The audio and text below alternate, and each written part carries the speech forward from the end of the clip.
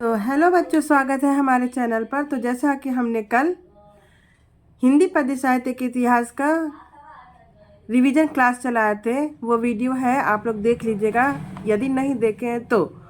और आशा करते हैं आप सभी लोग अच्छे होंगे और पढ़ते भी होंगे अच्छे से। तो हिंदी पद्य साहित्य का पहला प्रश्न देखिए, और इसको हम दो भागों में पढ़ाएंगे। तो अब आज हमने पहला भाग पढ़ा रहे हैं। तो पहला देखिए, प्रश्न क्या है, रामचंद्रिका के रचयिता। तो वेरी सिंपल, रामचंद्रिका या रामचंद्रिका के रचनाकार। तो दोनों में से कोई भी यहाँ रचयिता पूछते हैं, रचनाकार, तो एक ही होता है। तो कौन है यहाँ पे? केशव दास। कौन हो जाएंगे? केशव दास। ऑप्शन ख। यहाँ देखिए, जगन्नाथ दास रत्नाकर द्वारा रचित है। तो जगन्नाथ दास रत्नाकर द्वारा रचित उद्धव शतक है। गंगा अवतरण की रचना करने वाले कवि हैं। तो जगन्नाथ दास रत्नाकर जी हैं। यहाँ पे कृष्ण गीतावली के रचयिता, कृष्ण गीतावली तुलसीदास जी द्वारा लिखित है। आंसू के रचनाकार, आंसू के रचनाकार सबको पता है, जयशंकर प्रसाद है। द्वापर के रचयिता सबको पता होना चाहिए, मैथिली गुप्त जी हैं। यहाँ देखिए, भारतेंदु हरिश्चंद्र की रचना है। तो यहाँ पे देखिए, भारतेंदु हरिश्चंद्र की रचना प्रेम सरोवर है। यहाँ पे देखिए, सुमित्रा नंदन पंत की रचना नहीं है, सुमित्रा नंदन पंत की रचना नहीं है। तो युगधारा, युगाधार सुमित्रानंद की रचना नहीं है, ये नागार्जुन जी की रचना है। आगे देखिए अगला प्रश्न, भारतेंदु हरिश्चंद्र की रचना है। यहाँ पे प्रश्न ही गलत कर दिया है। भारतेंदु हरिश्चंद्र की रचना कौन सी नहीं है?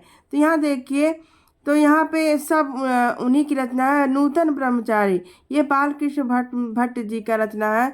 ये प्रश्न गलत कर दिया है। कौन सा कवि अष्टछाप का नहीं है?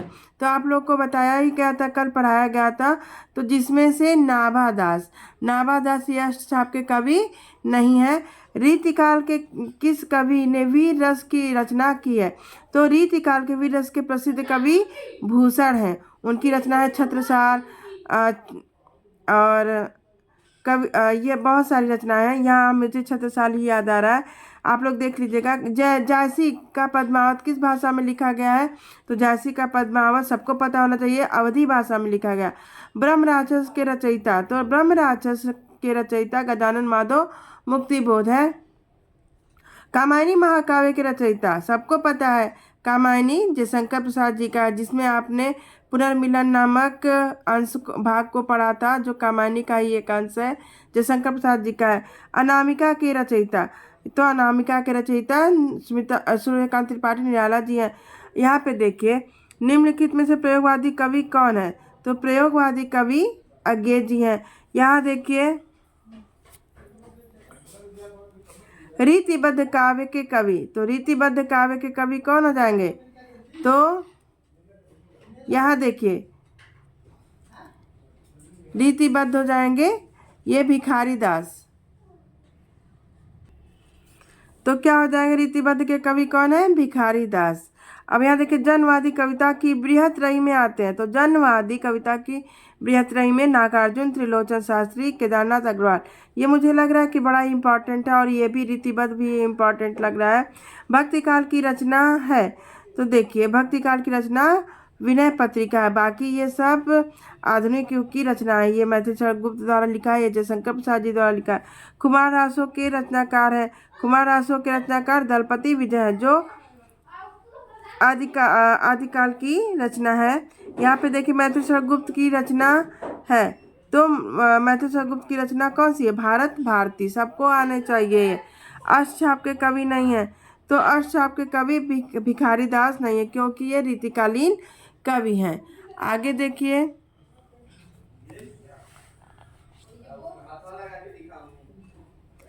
यहाँ देखिए, प्रयोगवादी कवि हैं। तो प्रयोगवादी कवि इसमें कौन से हो जाएंगे? गिरजा कुमार माथुर। बाकी ये तीनों लोग छायावादी युग के कवि, माधवी वर्मा, सुमित्रानंदन पंत। प्रयोगवादी गिरजा कुमार माथुर है। छायावाद के कवि हैं, तो छायावाद के कवि जयशंकर प्रसाद जी हैं। इसमें देखिए ऑप्शन ख हो जाएगा। साकेत के रचनाकार, तो साकेत के रचनाकार मैथिली शरण गुप्त जी हैं। आगे देखिए, यहाँ देखिए छायावादोत्तर काल का समय माना जाता है। तो छायावादोत्तर काल 1936 से 1953 तक की ईस्वी को छायावादोत्तर काल कहा जाता है। और यहाँ देखिए, संसद से सड़क तक रचना है धूमिल जी की रचना है, ये ऑप्शन ख हो जाएगा। छायावादी काव्य की बृहत्त्रयी में नहीं है, तो छायावादी की बृहत्त्रयी में कौन नहीं है, तो ये महादेवी वर्मा जी नहीं आएंगी। बाकी ये तीनों लोग जयशंकर प्रसाद, सुमित्रानंदन पंत और सूर्यकांत त्रिपाठी निराला ये बृहत्त्रयी में आते हैं, महादेवी वर्मा नहीं आएंगी। किस कवि को राष्ट्र कवि का सम्मान प्राप्त हुआ है, तो राष्ट्र कवि का सम्मान मैथिली शरण गुप्त जी को प्राप्त है। आगे देखिए, दीपशिखा का रचयिता कौन है, तो दीपशिखा महादेवी वर्मा जी द्वारा लिखी गई ये कवित्री हैं। और अगला प्रश्न देखा जाए,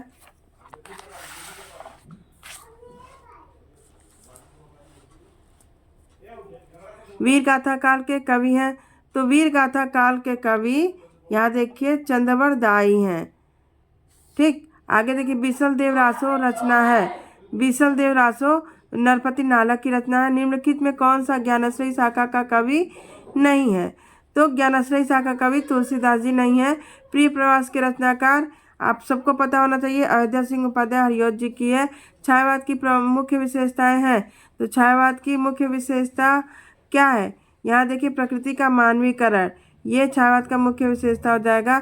सुमित्रानंद पंत की रचना है, तो पल्लव, ये सुमित्रानंदन पंत जी की रचना है। तार सप्तक का प्रकाशन वर्ष है, तो तार सप्तक का प्रकाशन 1943 से है।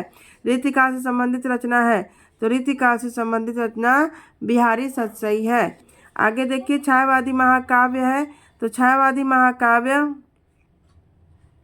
महाकाव्य इसमें कौन सा हो जाएगी, कामायनी। कामायनी छायावाद के प्रवर्तक जयशंकर प्रसाद है, और जयशंकर प्रसाद कामायनी जयशंकर प्रसाद की रचना है। आगे देखिए, छायावादोत्तर कवि हैं, तो छायावादोत्तर कवि कौन हो जाएंगे, यहाँ अज्ञे जी हो जाएंगे। महादेवी की रचना है, तो महादेवी जी की रचना नीरजा है।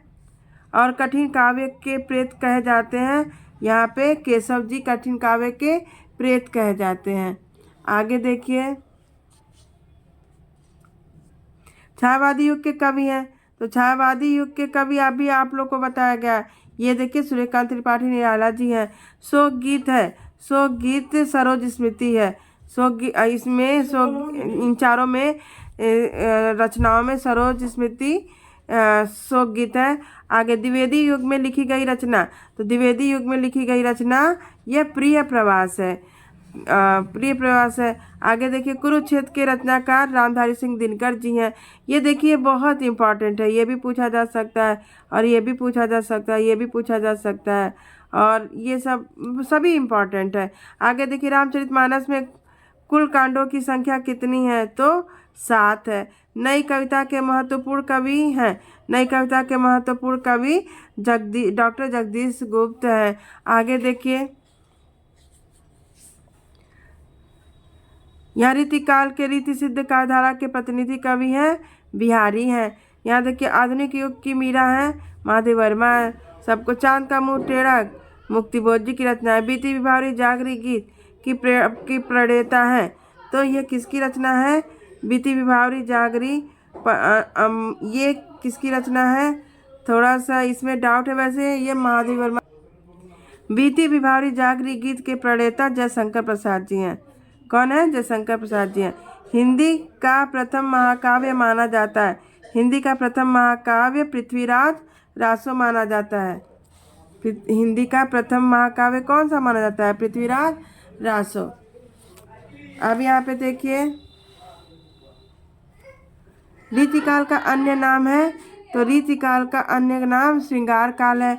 अमीर खुसरो कवि हैं, अमीर खुसरो कवि ये अमीर खुसरो कवि आदिकाल के कवि हैं। उद्धव शतक के रचनाकार जगन्नाथ दत्त रत्नाकर है।